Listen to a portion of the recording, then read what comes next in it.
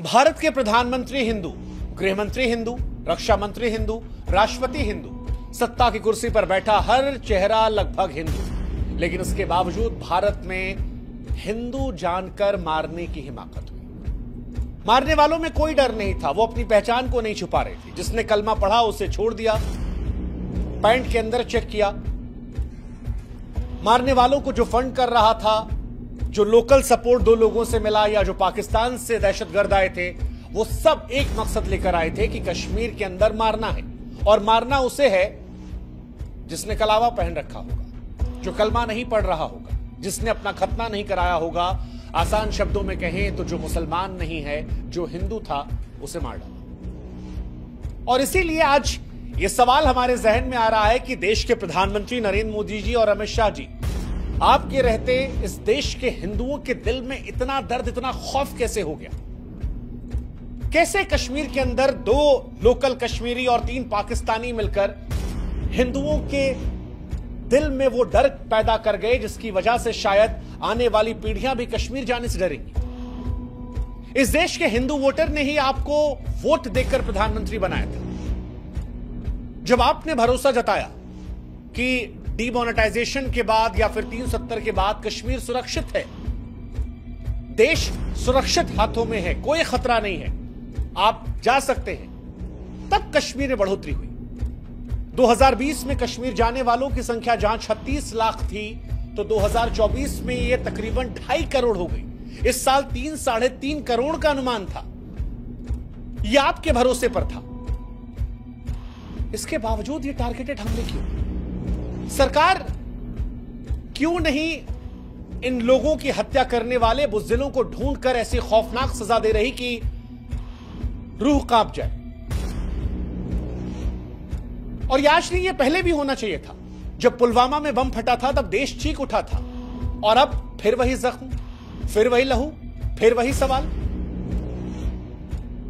कश्मीर में आतंकवादी खुलकर कह रहे हैं कि तुम काफिर हो, तुम्हें छोड़ा नहीं जाएगा। जिस महिला के पति को मारा, उस महिला ने जब मौत की मिन्नतें मांगी तो उससे कहा कि तुमको नहीं मारेंगे, तुम जाकर मोदी को बताना। क्या हमें अभी भी यकीन दिलाने की जरूरत है कि यह हमला नहीं, ऐलान जंग है? हमास में ऐसा हुआ था कि ढूंढ ढूंढ कर लोगों को मारा गया था, लेकिन जो हिम्मत इजराइल ने दिखाई थी, क्या वो हम नहीं दिखाएंगे? 140 करोड़ हिंदुस्तानी इस सवाल का जवाब चाहते हैं। गृहमंत्री अमित शाह कश्मीर के दौरे पर हैं, प्रधानमंत्री विदेशी दौरा रद्द करके वापस आते हैं। इस वक्त देश का आहत होना स्वाभाविक है, लेकिन सरकारों का केवल आहत होना यह काफी नहीं होता। और इसीलिए आज हम ये सवाल पूछ रहे हैं कि कहां पर है वो विदेश नीति जो दुनिया को भारत का लोहा मनवाने का दावा करती थी? कहां पर है वो बॉर्डर सिक्योरिटी जिस पर हमें गुरूर था? कहां है वो गरज जो कहती थी कि इस देश में हिंदुओं के हित वाली सरकार है और कोई उनका बाल बाका नहीं कर सकता? क्योंकि यह हकीकत है मोदी जी, यह हकीकत है शाह साहब की बाल बाका नहीं हुआ है। लोगों की पैंट उतरवाकर, उनका धर्म जानकर, उनका कलावा देखकर, किसी महिला की मांग, उसका मंगलसूत्र देखकर उन लोगों को मारा गया है।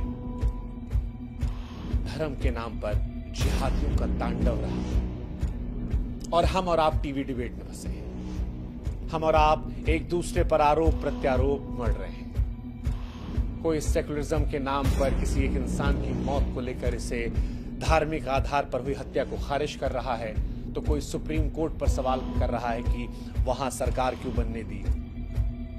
कोई वहां गए एंकर्स को गोदी मीडिया कह रहा है, और इस सारी नौटंकी के बीच में एक सत्य जो है वो ये कि हम असुरक्षित हैं।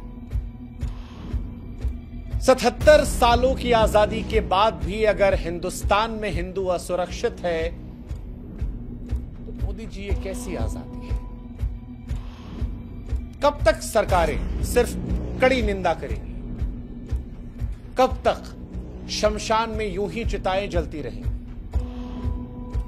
कब तक महिलाओं को बेवा होना पड़ेगा? और यह सवाल आपसे खासतौर पर हम पूछ रहे हैं मोदी जी, क्योंकि 2014 में जब आप प्रधानमंत्री बने थे, उस वक्त आपने यह भरोसा दिलाया था कि आतंकवाद खत्म हो जाएगा। लेकिन देश आज भी उसी दर्द से जूझ रहा है और इतिहास में भी दर्द मिला है। 2016 उरी 19 सैनिक शहीद होते हैं, सुरक्षा में भारी चूक होती है, सीमा पर घुसपैठ होती है। 2017 अमरनाथ यात्रा में तीर्थयात्रियों की सुरक्षा में कमी होती है, वहां पर घटना होती है। 2019 पुलवामा में 40 जवान शहीद होते हैं, काफिले की सुरक्षा में चूक होती है। आज तक सवाल उठ रहा है कि उतना आरडीएक्स कैसे आया। 2024 रियासी में हिंदू तीर्थयात्री मर गए। 2025 पहलगाम 28 पर्यटक मर गए। पर्यटक क्षेत्र में सुरक्षा की भारी कमी होती है। मोदी जी, शाह साहब, जिन लोगों ने आपको चुना वो ये कहते थकते नहीं है कि हमारे देश को ताकतवर प्रधानमंत्री मिला है, लौह इच्छा शक्ति वाला गृहमंत्री मिला है। लेकिन फिर भी अगर कश्मीर आतंकवादियों की जागीर बना हुआ है, जहां आतंकी बेखौफ हैं, न डरते हैं न भागते हैं, पैंट उतारकर धर्म पूछकर गोलियां मारते हैं, तो सवाल यह है कि कैसी आ सकती है? कब तक लाशों पर मीटिंग, बयान, शोक संदेश का मरहम लेगा? अब 140 करोड़ भारतीय पूछ रहे हैं, क्योंकि उनका गुस्सा, उनका दर्द अब चीख बन चुका है। कश्मीर की कहानी सिर्फ डर की कहानी नहीं है, बल्कि दिल को चीर देने वाले दर्द की है। वो डर जो 140 करोड़ हिंदुस्तानियों की रगों में दौड़ रहा है, वो जो हर सांस को थरथरा रहा है। पहलगाम की वादियों में जो थे, उनकी चीखें आज भी गूंज रही हैं।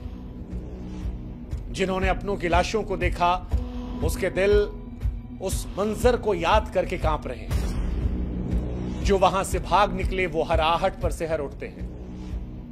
भारतीय सेना की वर्दी देखकर वो कांप जा रहे हैं। वो तस्वीरें डराने वाली हैं। हम जैसे जो कुछ दिनों पहले कश्मीर से लौटे हैं, वो सोचकर थरथरा रहे हैं कि हम भी वहां हो सकते थे।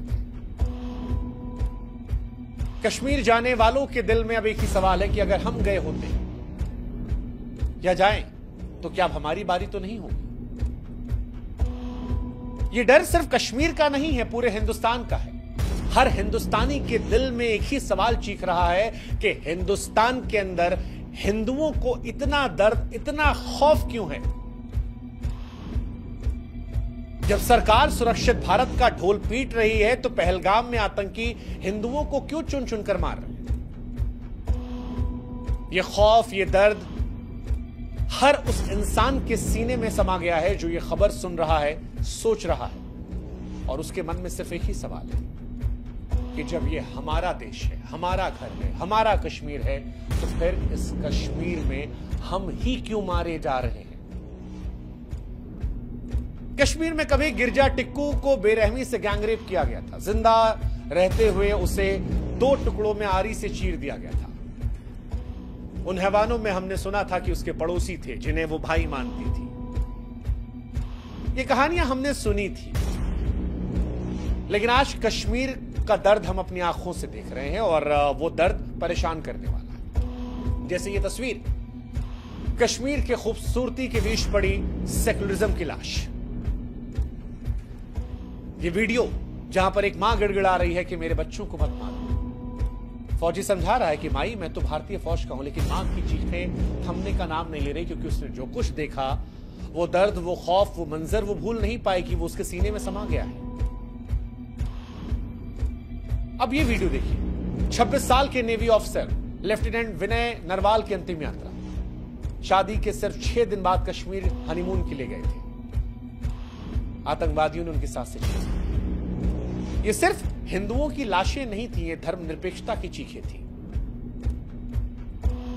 उनका आखिरी वीडियो लोगों की आंखों को नम कर दे रहा है। गुस्सा आ रहा है, नफरत हो रही है। और ये एक कहानी नहीं, ऐसी अनगिनत कहानियां हैं। शुभम द्विवेदी, 16 अप्रैल को शादी हुई थी। कश्मीर की जन्नत में हनीमून मनाने गए थे, लेकिन जहन्नुम से आए मजहबी आतंकवादियों ने इनकी पत्नी के मेहंदी के रंग फीके पड़ने से पहले उसकी मांग को उजाड़ दिया।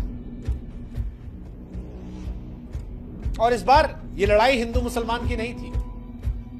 इस देश में जब कभी हिंदू मुसलमान का चर्चा आता है तो आरोप प्रत्यारोप एक दूसरे की तरफ होते हैं, लेकिन इस बार कुछ ऐसा नहीं था। पहलगाम में ना रामनवमी की शोभा यात्रा थी, ना कोई जय श्री राम के नारे लगा रहा था, ना किसी मस्जिद के सामने कोई नाच रहा था, लेकिन इसके बावजूद पहचान पूछकर हत्या हुई है। ना जाति पूछी गई, ना पता पूछा गया, ना भाषा पूछी गई, सिर्फ एक सवाल था, तुम हिंदू? अफसोस है, और वैसे ही जैसे एक दुखद सच जो अफसोसजनक है। हमारे पड़ोसी पाकिस्तान, जहां से आतंकवादी हिंदुस्तान आए थे, 5 आतंकवादियों का जिक्र हो रहा है, जिसमें 2 कश्मीरी 3 पाकिस्तानी थे। लेकिन पाकिस्तान में जब कभी कश्मीर का जिक्र होता है तो समूचा पाकिस्तान एकजुट हो जाता है, लेकिन हमारे हिंदुस्तान में हम बढ़ जाते हैं अलग अलग, बीजेपी, कांग्रेस, सपा, बसपा, आम आदमी, नेशनल कॉन्फ्रेंस, पीडीपी, और यही हमारी सबसे बड़ी कमी है। कश्मीर का सारा पैसा होटल, गाइड, टूर ऑपरेटर्स, इन सब में जाता है। टीवी पर प्रचार देखते थे हम, कश्मीर सुरक्षित है, मीडिया बढ़ा चढ़ाकर दिखा रही थी, सरकार भी चाह रही थी कि दुनिया में दिखाया जाए कश्मीर में सब नॉर्मल हो गया है, लेकिन ये नॉर्मलसी का ढोंग हमारे लिए महंगा पड़ गया। इसलिए आज बड़े अफसोस के साथ हमें लोगों से कहना पड़ रहा है कि ये हमारी जमीन है, हमें जाना भी चाहिए, खतरा भी हर जगह होता है, लेकिन कश्मीर अगर आप जा रहे हैं तो फिर सोच समझ कर जाइएगा और अपनी जान हथेली पर लेकर जाइएगा। फैसला आपका है, लेकिन आंखें खुली रखिएगा, वरना अगली तस्वीर आपकी भी हो सकती है। और ये सच्चाई है, अब स्वीकार करना पड़ेगा, स्वीकार करना पड़ेगा। हालांकि कश्मीर का दर्द सिर्फ वहां का नहीं है, पूरे हिंदुस्तान का है, और ऐसा नहीं कि सारे कश्मीरी गलत है। कश्मीरी भी परेशान है, उनकी भी रोजी रोटी छीन रही है, लेकिन एक सच ये भी है कि कश्मीर सुरक्षित नहीं है, और रोजी रोटी से बढ़कर जिंदगी है। वो जिंदगी जो लोगों ने गंवाई है, 28 लोगों की मौत हुई है। कोई किसी कंपनी में नौकरी कर रहा था और फ्रस्ट्रेट था, पैसे बचा रहा था कि कश्मीर घूम कर आऊंगा, फ्रेश हो जाऊंगा। किसी ने शादी की, सोचा जन्नत देख कर आ जाते। कोई शाहरुख खान की तरह बाहें फैलाकर वीडियो बना रहा था। अब वो सब इस दुनिया में नहीं है, और यही सियासत है, और यही सवाल हर इंसान के दिल में गूंज रहा है कि कब तक अपने देश में रहेंगे, कब तक? सवाल देश के गृह मंत्री और देश के प्रधानमंत्री से है, क्या इंसाफ मिलेगा? क्या कश्मीर कभी इतना सुरक्षित होगा कि बिना ये डर लिए हम वहां घूम सकते हैं? और सवाल ये कि हिंदुस्तान में हिंदुओं की जान कब तक बंगाल से लेकर कश्मीर तक असुरक्षित रहेगी? सोचिएगा जरा। जय हिंद, जय भारत।